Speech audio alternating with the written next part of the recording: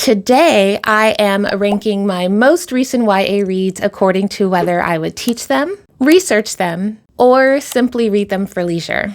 As a children's literature scholar, as well as an avid reader of children's literature and a children's literature writer, these three rankings are honestly how each of the novels that I read get sorted in my head. Ha! Another Weasley. I know just what to do with you. Gryffindor! If you have seen my previous ranking video, which I will link for you in the description box below, you will know that if a novel receives a teaching ranking, that means it has piqued my pedagogical interest and sensibilities, and as a result, I would add it as a part of my undergraduate curriculum. If a novel is given a research ranking, that means the book has pivotal themes that I want to explore either in a scholarly publication or a research presentation. And if a novel receives a leisure ranking, that means that I enjoyed the novel and would recommend it to a friend. And at the end of today's video, I will be sharing with you which novel I enjoyed the most.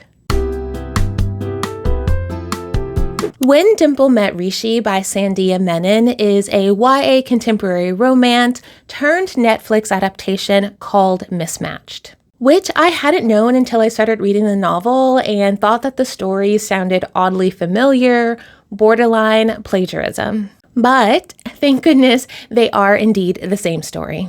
So the novel follows 18-year-old Indian American Dimple Shaw, who goes off to coding camp to become the tech industry's next best female coder.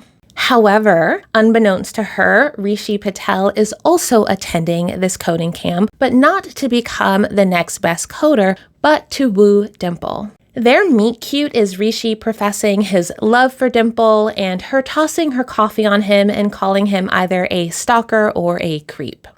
But of course, over the 6 weeks of camp, they end up becoming friends, and by the end of the novel, they end up pledging their undying love for each other in typical YA romance fashion. I actually read this novel in hopes of teaching it. I really wanted a girl in STEM novel to add to my course curriculum, and after reading the synopsis, I thought that this might be a good fit. However, the romance plotline overshadows the girl in STEM themes that I was hoping were more prevalent in the novel, so I have since changed my ranking from teaching to leisure. I will say that the novel definitely satisfies that first love trope that I enjoy when reading YA. So even though I won't be adding it to my course curriculum, I definitely recommend it as a novel with an entertaining love story that you can definitely indulge in. And if you know of any non-romance girls in STEM, YA, or middle grade novels that you recommend, please drop those titles in the comments below. Happily Ever Afters by Elise Bryant is about 16-year-old Tessa Johnson and her obsession with romance. And as a writer, Tessa uses her ability to craft these beautiful love stories. Except the only person who's able to read them is her best friend Caroline, because Tessa is not confident in her skill set as a writer. That is until her mother pretends to be her and applies to a prestigious arts academy on her daughter's behalf. And no surprise there, Tessa gets in. However, the pressure is too high and Tessa's abilities run dry. That's when she and Caroline concoct a plan to restore her creativity by plotting her own happily ever after. But like every coming-of-age first love novel, things don't go as planned.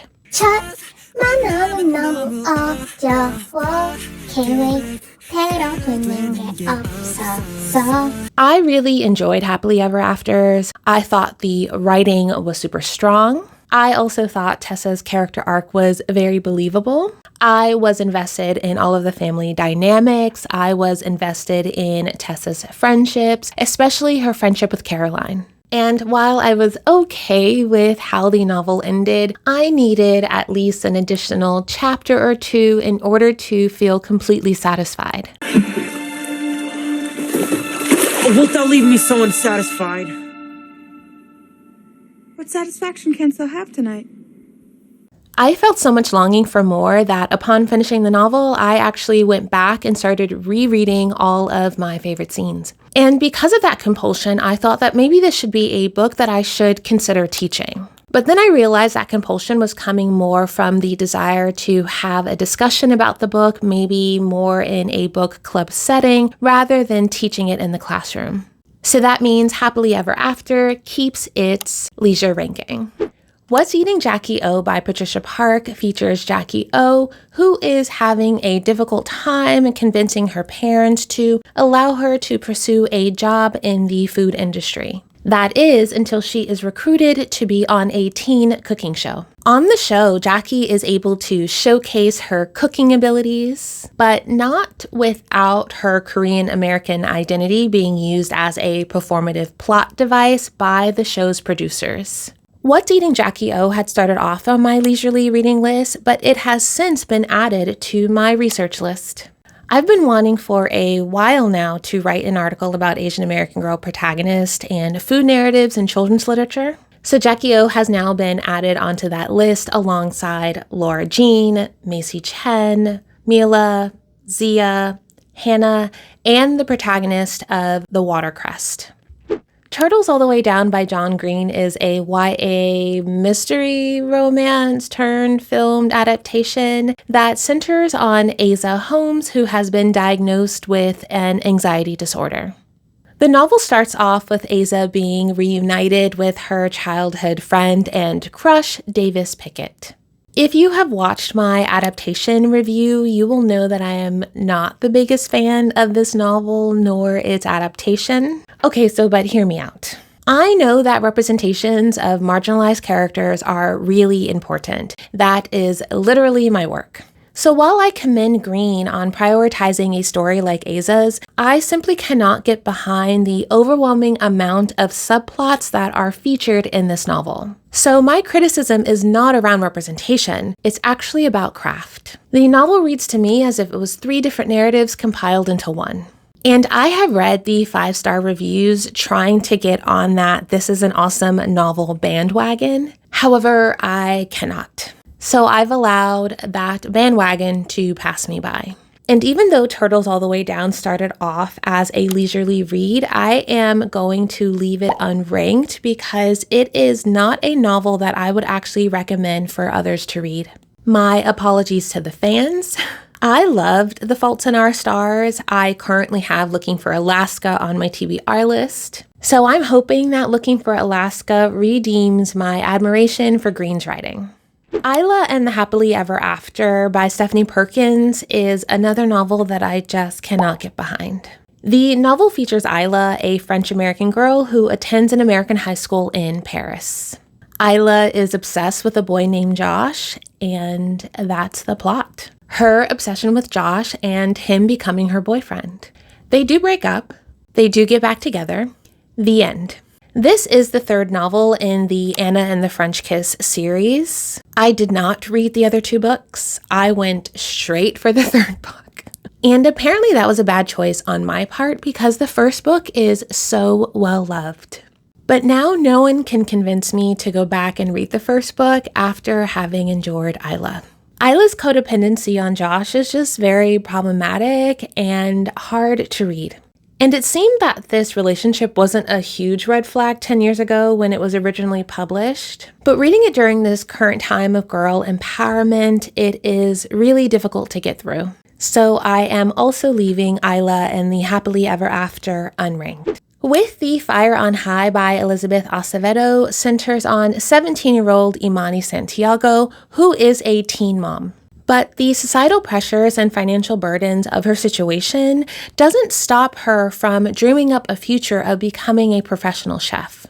Because of her perseverance, she is able to attend a class trip to Spain in order to work at a local restaurant. I found Imani's story to be extremely compelling. The family dynamic between her daughter, Buela, and her father, I thought were really well designed by Acevedo. There was also a really strong synergy between their characterizations and their plot lines. I also found the prose to be very beautiful and lyrical. And even though the novel is 350 plus pages long, the narrative did not feel long at all.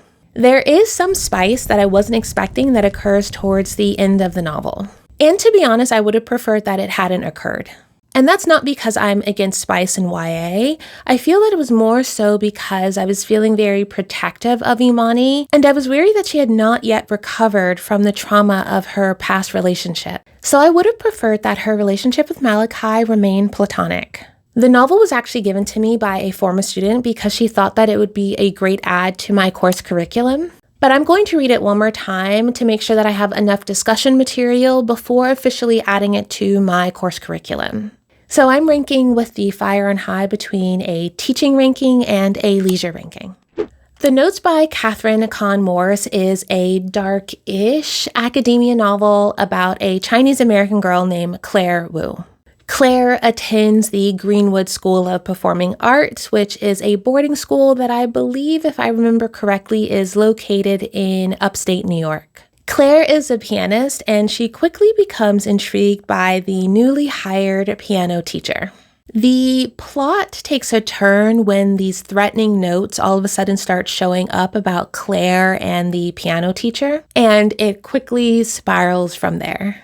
I will say that this book taught me that I am not a dark academia reader. And I think that is because I am an academic and I do not want to dwell on the darkness of academia. I also don't like whodunit narratives, so between this darkish academia themes and this mysterious plotline,